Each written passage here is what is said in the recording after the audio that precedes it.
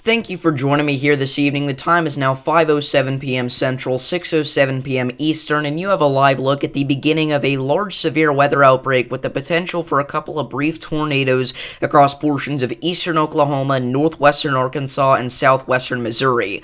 Right now, we're starting to see supercells broadly rotating across the southern Tulsa metro, but this is only the beginning of the development that we're likely going to see over the next several hours. In this environment, we have a classic three-cape vorticity set up for a couple of tornadoes to be possible, as well as some big-time hail and damaging wind gusts. So if you are out here included in our marginal risk of severe weather this evening, make sure that you are staying weather aware. The peak time frame for this event looks to be anywhere really between now and about 9 p.m. across portions of eastern Oklahoma and west central Arkansas, and obviously that is getting started right now as we watch these supercells try to develop some broad rotation south of Tulsa. We do have a broadly rotating supercell approaching Muskogee, Oklahoma, and I'm going to be honest with you guys, I would not be shocked if this were to get a severe thunderstorm warning shortly, as based off of those velocities, we definitely could have some significant damaging wind gusts embedded in this little supercell here that's just passed by Haskell, and it's going to be approaching Taft, Muskogee, and OK over the next several minutes. So if you are in this area, make sure you are moving indoors. The other main supercell that we're watching right now is near Shamrock and Bristow. Now, it's not quite as impressive whenever it comes to a damaging wind threat. However, some large hail certainly can't be ruled out with this one. If we take a look at the vertically integrated liquid signatures, we can see that we do likely have some P to potentially up to marble-sized hail falling with that north of I-44 at the moment. So if you are in Bristow, make sure you are getting indoors as well. Both of these cells, it's important to note, have undergone storm mergers. So these aren't just like they popped up out of nowhere. These did have to merge with a couple other storms to be able to develop to this intensity. You can kind of see both of these weren't just, things that just popped out of thin air. These both underwent cell mergers, as we like to call them in the weather community, which basically how that works is you're going to see two of those similar kind of storms merge together and create one stronger, bigger storm. I mean, it is legitimately just like 1 + 1 = 2, and I do think that we could see quite a few little micro storm interactions like that today. If we take a look back up here in areas northwest of Tulsa, we can see that we're watching some of these little baby supercells develop, and these certainly are going to have the possibility to merge and potentially create some thunderstorms with some pretty big hail and damaging wind gusts. Now, just above my head there, we do have storm chaser Freddie McKinney. I would like to note that he's actually all the way up into Kansas today. He is near the Concordia area. He's chasing some thunder showers out there on the way home, so we'll get some good views hopefully from his feed here over the next little while. But I do want to thank you all for tuning in this evening. Good to see that we have the usual squad back in here once again. McCormick family, Roman, Blaine, Camp. Yeah, I didn't really plan on going live tonight, but I just figured, since we're doing daily content anyways, this may as well be our daily piece of content. We'll go ahead and update you guys on the severe weather threat this evening for portions of eastern Oklahoma, because again, I do think that this is going to be a little tad bit more significant than what some people are saying. It's not like we're under the gun for a mega wedge fest. However, this is a very, very classic example of one of those three-cape vorticity setups that we're seeing here, especially across northeastern Oklahoma. Your cape values are going to be a little lower across areas like northwestern Arkansas, but still can't rule out the potential for a brief tornado as those storms die out there around the Springdale, Fort Smith area. So you will already notice that we do actually have a noticeable area of inflow associated with this storm just west of Taft, and this could be an indication of developing rotation. So again, if you are in this area, make sure you are staying indoors. It is entirely possible that we do see a brief tornado or landspout develop with this over the next several minutes southeast of Haskell. Again, I would not be shocked if they gave this thing a severe thunderstorm warning with the tornado possible tag on it here pretty soon. Currently, it's warned for the threat of wind gusts up to 40 miles an hour, but they did mention that conditions in this kind of environment are favorable for funnel clouds and brief tornadoes. Again, that classic three-cape vorticity situation. So, going back over to our western cell here, again, this is warned for gusty winds up to 40 miles an hour as well with that funnel cloud tag. You will note that we do have a little bit of an uptick here in the lightning production with this thing, so that could be a sign of an intensification. So again, if you are out here in Bristow or along I-44 southwest of Tulsa, make sure you are staying indoors. I'm going to go ahead and share this stream out with as many people as possible. I encourage you guys to do the same because we are the only channel going live for this event today. Obviously, you don't have your Ryans or your Maxes going live for these marginal risks event. No shame to them. I mean, they've been doing 10 hours of streaming every day for the past week, but just saying, we are going to be out here all evening for as long as necessary, covering these little thunderstorms and just having a good time overall, because again, we're not expecting anything super intense tonight. Wouldn't rule out an isolated, pretty photogenic tornado just because these cells are going to be somewhat discrete, and again, three-cape vorticity setups do have a history of bringing photogenic tornadoes and landspouts. But yeah, so again, let me go and share this stream out here. How's it going, everybody? Whoa, I missed a lot. W. Blaine in the chat for the renewal of the 4-month membership. W. Blaine in the chat. My goodness, Blaine's always here. That was Seawolf. That was Seawolf Lover. That's my fault. Seawolf Lover, thank you so much. And Blaine with the $1 dono. W. Blaine's in the chat as well. Again, I'm very sorry that I did not notice those earlier, but thank you so much to Seawolf Lover for renewing their 4-month membership. That's incredible. And Blaine as well with the $1 dono. You guys have just earned yourselves a slot at the top of the dono board. So thank you all so much for those donations. That's incredible. What's going on, Alan? Again, Alan here is the guy that you can thank for these daily pieces of content, because Alan was goated last stream. And Alan, I don't even know if you were there or not, but we spent the entire stream thanking you pretty much. But again, if you didn't hear it, thank you so much, bro. You already know this. I mean, there's not a lot that I haven't said, but you are goated. Alan is just legitimately the GOAT. So, just W's in the chat for Alan, just because. All right, Alan's goated, and he deserves some W's. Again, thank you so much, dude. That was completely unnecessary, but I really do appreciate it. Again, we don't do streams like that a lot, and the purpose of it isn't so that my greedy face can just make myself money, but it is more so a fun challenge and a way that I can interact with viewers and such. So, we did actually just get a new special weather statement issued for one of these thunderstorms that we're seeing convect in Florida, and that's another thing. We are going to be watching for the threat of a couple isolated damaging wind gusts across the southeastern coast of Georgia as well as eastern Florida over the next several hours, although I think that this threat is going to be much more tame than what we're seeing up at the portions of the central plains here. Again, wouldn't rule out some isolated flooding as well. Again, this is kind of just your classic Dixie Alley, but a little further south summertime event, and again, a little early in the season, but, stuff like this is going to be happening every single day over and over again here soon in this area, so this is kind of just a warm-up for this region of the country. We actually did see some pretty significant damaging wind gusts impact the New Orleans metro earlier today. If we go ahead and zoom in on that there, you can see that we got a lot of those damaging wind gust reports and even some recorded gusts of 50 to 60 miles an hour across the New Orleans metro. Again, that was way earlier this morning. This was at about 9 a.m. We had reports of trees and power lines down in downtown New Orleans, as well as areas along the Mississippi and Alabama Gulf Coast. And again, we're just going to start to see that pattern get more and more frequent here over the next several days. I would like to note, as many of you probably know if you watched our last forecast, there is a signal for something to maybe start to happen here in late May in the tropics. Now again, the people that are saying that this is going to be a major hurricane and that it's going to kill they're dumb. Don't listen to them. But what it is worth noting is that there has been a signal for an enhanced threat of a tropical storm to develop. Again, not saying it's going to happen, and this is still 2 weeks out on the GFS, so can it really be trusted in its entirety? Probably not, but the fact that it is picking up on that signal is somewhat interesting. Whoa, Mr. Twister renewing the membership as well. He's been a member for 2 months, become a member for amazing content. Keep it up, Davis. Thanks for being a great friend, bro.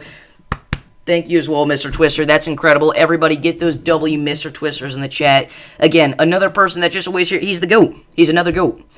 So W's in the chat for Mr. Twister for the renewal of his Slight Risk membership. Speaking of memberships, if a lot of you guys were a member a while ago and you haven't been since, I do apologize because, 2 months ago, 3 months ago, we weren't really cranking out members content very well, but anybody that is a member now will let you know that we have gotten a lot better with that, or I've gotten a lot better with that. It's not on you guys at all, but, at the start, maybe I would upload 1 or 2 members-only videos a month if you were lucky. That was awful. We have gotten a lot better at consistently posting over on the member side of things, and in fact, literally just before we started the stream, we just posted a members-only video. So, again, we posted one today, yesterday, I think 2 days ago as well. We've been trying to grind out those members-only videos for you guys. Again, I really, really do appreciate all of our members, and I want to let you guys know that, and I don't want to ever, make you guys able to forget that, because again, that is awesome that you guys are going above and beyond to support the channel and the cause. Again, one day we'll be at the top, and I will never forget all of you guys that have always supported me. But anyways, after that little motivational speech, again, still watching this enhanced pocket of wind gusts just southeast of Haskell, Kansas here. Again, this is going to be south of Porter as well. I mentioned the town name of, what was it I said? I said something, and somebody was like, the E is silent.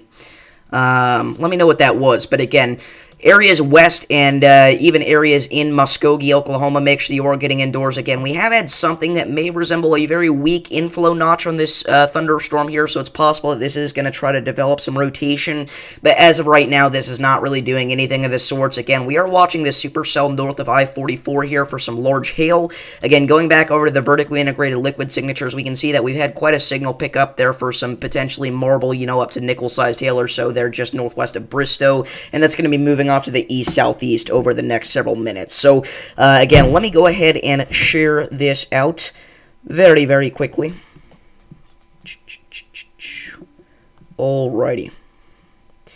But, again, I do want to thank you guys all for tuning into this live stream here. We've got 33 people currently watching. Again, mainly right now just watching for some damaging winds and hail across portions of the South Tulsa Metro. But within the next 30 minutes to an hour, it's entirely possible that we do see these supercells develop some broad rotation, potentially try to pop down a couple of tornadoes, maybe brief, but again, any tornado is a dangerous tornado, and obviously there's not many other channels live for this right now at all. I don't think there's any other channels live for this, so we're going to be here covering this for you guys.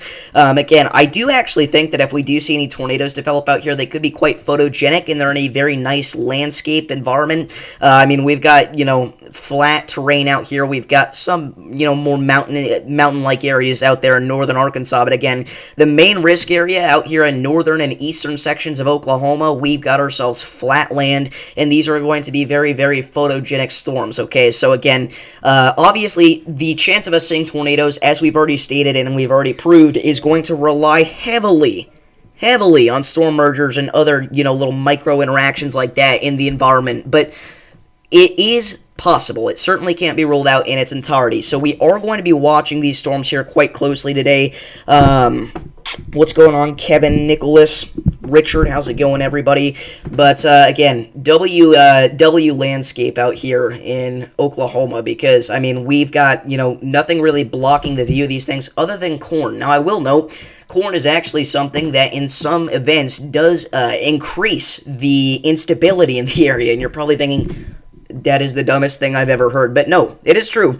A classic example of this was the August 10th, 2020 Eastern Iowa derecho, the largest derecho of all time, the costliest severe thunderstorm in U.S. history.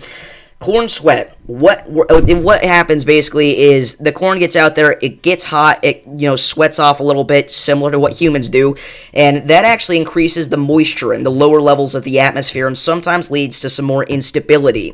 So, again, not saying that that's necessarily going to happen in this situation, but it can sometimes increase the potential for a couple of tornadoes and damaging wind gusts and any type of severe weather, really, other than hail. It more so hinders a hail threat than anything else, but it is something that does happen. And it's not something that's talked about a lot, but yes, it is a very real thing, Stormchaser575. That is a real thing that does happen. Again, that's not obviously the main reason that the August 10th, 2020 derecho was huge. That was a combination of an incredibly placed trough as well as extreme moisture, but it is worth noting that that did enhance that situation, certainly, and I don't know if we would have had the largest derecho of all time if that didn't happen, but again, just something that does happen sometimes, and it's certainly a possibility to happen out here in eastern Oklahoma. Yeah, it is a very, it's a very real thing. Yeah, Fargo, North Dakota, another very, very good example of that situation, the Fargo F5. There obviously doesn't play like a huge role in moisture and instability or anything like that, but it can enhance the situation. I don't know if I've ever mentioned that on stream, but it is a very real thing. But yeah. Water will collect into leaves and increase humidity levels, also very true. It's really all about that corn sweat. Go check out the dew point model. Which one? The dew point model. Assuming you're referring to the HRRR, you can see the increased dew points on the model. Probably not due to corn sweat. That's just due to general moisture out here. But they may be slightly enhanced due to that, I suppose. But yeah, definitely not seeing enhanced moisture out here solely due to corn sweat. Why am I live? Because nobody else is live for this event, and there is still a very real chance that we do see a brief tornado out here. And this is a somewhat populated area in the main risk region. I know we were just talking about how empty and flat Oklahoma is, but actually the northern section of the state is decently populated. You've got areas like the Tulsa Metro, Bartlesville, Tahlequah, Okmulgee, even Oklahoma City could see some brief damaging winds or small hail today. Again, the tornado threat is much, much lower that further down south. But again, the thing fueling this setup is three Cape vorticity. Again, this is a classic thing that you'll see in late spring, early summer, and that's exactly what we're seeing today out here in the Central Plains. Again, it's not like this is some major, extreme tornado outbreak that's going to devastate parts of Oklahoma, but it is certainly something that has brought us significant severe weather threats, not just, ever, but in the past few weeks even. Three Cape vorticity setups have been responsible for some of our photogenic Texas tornadoes thus far. So, very impressive. Is it just me, or does severe weather coverage increase your knowledge of towns and cities in the U.S.? It definitely does. It definitely does.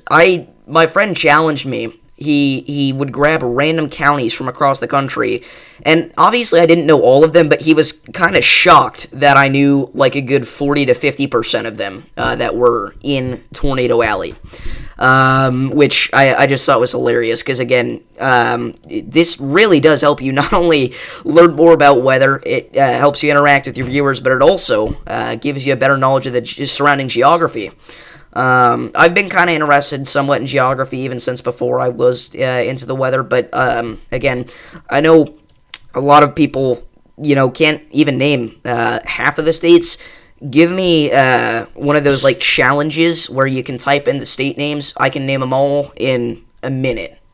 It's genuinely just something that you will have to learn over time if you were interested in this field. But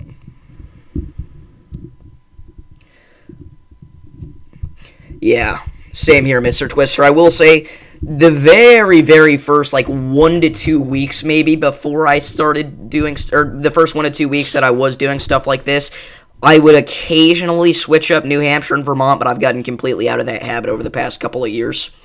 Again, just with time, and really, it's not that hard to learn whenever you've got, a good memory. They did just issue a new special weather statement for portions of northwestern Okmulgee. I know that's Okmulgee County. And what's this other one? I want to see if I can prove my point. I don't think I know it. Well, northwestern Okmulgee. Oh, it's Eastern Creek County. I knew that. I didn't know that, but I knew it. I didn't remember. Okay. Again, this is now for gusty winds up to 40 miles an hour, and as we mentioned, that hail threat is starting to increase with this supercell. Now warned for penny-sized hail, so if you are along I-44 in between Depew and Sapulpa, make sure that you are getting indoors. Again, taking a look over at our vertically integrated liquid signatures, we can see that we do likely have some marble to potentially quarter-sized hail falling there just northwest of Bristow. So we'll continue to watch out for this. Albany could dodge the sneaky non-zero tornado threat tomorrow with a lot of 3 Cape in the area. So tomorrow is something that is very interesting. We have a slight risk that hugs the U.S.-Mexico border, which, by the way, there is legitimately a thing on the bingo card that says tornado crosses U.S.-Mexico border, so we'll see what happens there. But we also do have a slight risk, more so for damaging winds than anything else out here on portions of southern Appalachia. This goes out for areas in Georgia, upstate South Carolina, western North Carolina, southwestern Virginia, southeastern Kentucky, and a good chunk of eastern Tennessee.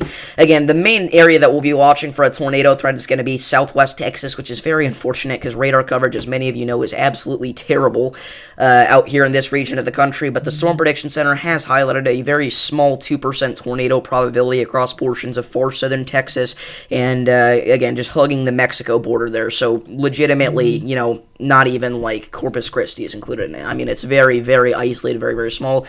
Wouldn't be surprised to see that expand a little bit further off to the northeast, but for right now, that's what we're dealing with. Again, we have a little over 1 million people out here included in this 2%.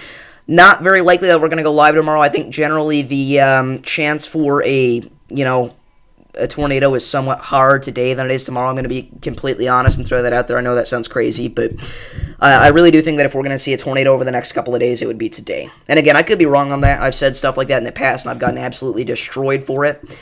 But I really do think that the tornado threat's going to be a little bit greater out here today with our 3 Cape vorticity set up in northern Oklahoma than it is tomorrow for South Texas. So give me just a second. Again, if you are new here, make sure to like and subscribe. We do this every day for areas all across the country, whether it's severe weather, hurricanes, or winter storms, we've got you covered. Again, speaking of hurricanes, I think that probably within a month's time, we will be shifting our major focus over here, as we usually do, over to the Gulf Coast. Obviously, last year was an extremely active hurricane season. I don't think that this year's going to be anything even close to that. Obviously, we had things like Helene, Milton, Beryl, Debbie, Francine, Kirk. Everything that happened last year in terms of hurricane season was historic. We had the earliest season, Category 5 of all time. We had just devastation across the Florida Panhandle, and again, roads that were completely flooded out permanently across parts of Appalachia. I don't think that we're going to see anything close to that this year, but I will say I think that we still do have a active hurricane season in the cards. That's what I'll say for right now. And I've been thinking about uploading a hurricane season forecast. I don't know if you guys would be interested in that or not. I did last year, and I was very glad I did because I got very... I mean, I used logic in it, but I will say I got very lucky when it came down to the fact that I got every single number right. I got the major hurricane number right, the hurricane number right, and the tropical storm number right. And again, most of that was, based out of, okay, we're in a, neutral ENSO phase, but we've got record-breaking SSTs, and we were even expecting to shift into a La Nina at that time. So I was like, we are forecasting for a highly above-average season, especially for the Gulf Coast. But can you ask, even the best meteorologists in the world how many hurricanes you're going to have in a season to the exact number? No, you can't. So I did get somewhat lucky with that. What's going on, Justin? Ghosty? Again, thank you all for tuning in. Again, currently watching some broad rotation trying to develop out of these Oklahoma supercells. I really think that these are going to have to undergo another merger or two if these want to produce. But, again, decent environment out here at your classic 3 Cape vorticity setup. Again, overall Cape values aren't too impressive, but it doesn't really matter in a situation like this. We've seen plenty of scenarios where we've had, 1,000 to 1,500 joules per kilogram of Cape bring us something big whenever it's a 3 Cape vorticity type setup. I wouldn't be shocked, actually, if they do have to issue like a 5% mesoscale discussion here for parts of eastern Oklahoma and western Arkansas shortly. In fact, I think they already did, if I'm not mistaken. Let me go and look that up. I could be totally tripping here. Okay, maybe I am. I could have swore we had a mesoscale discussion out here for parts of eastern Oklahoma, but maybe not. But, again, definitely going to be watching that threat for some large hail and maybe a very brief tornado. I mean, it's another day where it's bust or something small. It's not like bigger bust like we've been saying recently.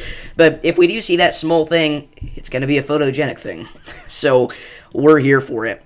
Again, just above my head there, you got Storm Chaser Freddie McKinney.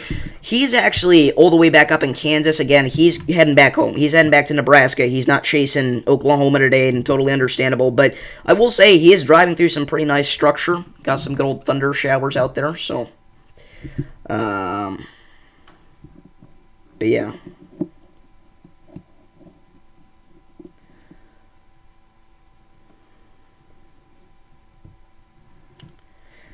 Anyway, again, if you are new here, make sure to like and subscribe. We do this every day for areas all across the country. I promise I'm not going to say that a million times this stream, but whenever we've got a higher viewership than usual, I do like to hammer that message home a little bit, so I apologize.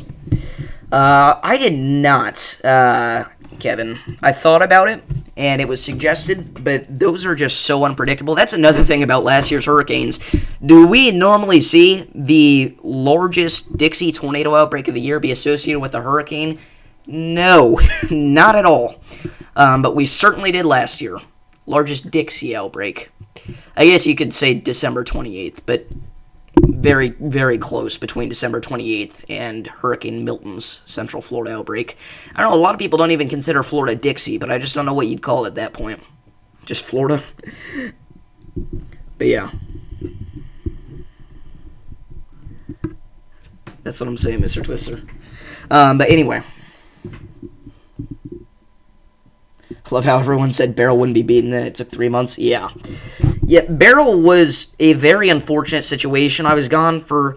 there was 1 week last year where I wouldn't be able to stream any day, and it was the week of Beryl. And that frustrated me so much. I wasn't able to go live for the wedges in Texas and Louisiana. I wasn't able to go live for the Mount Vernon, Indiana wedge. I wasn't able to go live for the upstate New York wedges. It just frustrated me. Again, obviously, there was also a huge issue after the fact with people not evacuating, and, that wind kicks out your power, and then it's 110 degrees, so very hard to survive in conditions like that, but it was horrible. I was very frustrated that I couldn't go live for that, to say the least. I haven't missed me. Alright, Mr. Storm does not like that topic. Actually, he does like that topic. It just annoys him. But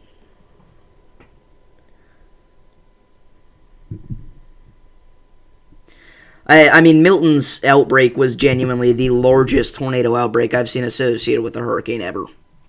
A lot of people like to bring up, what's its face? It wasn't Isaias, I don't think, for southern New England. Was it Isaias? You guys know what I'm talking about, right? The Tory in New Jersey. Let me know if it was Isaias, but I don't think it was.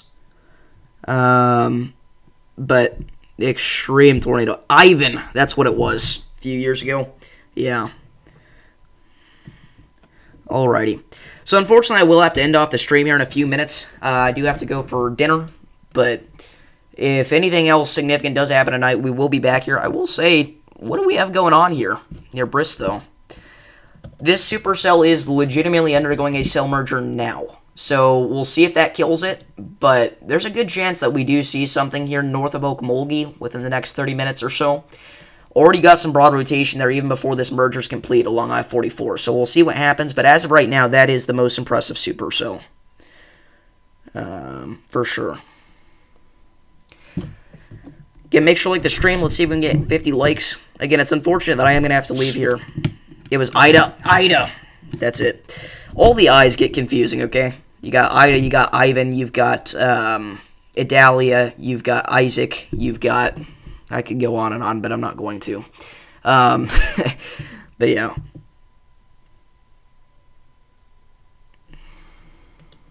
I've asked Freddie about that before. He said he doesn't care. So, we're good. It's A-okay. And again, if he changed his mind on it, he could ask me to take it down, and I would immediately.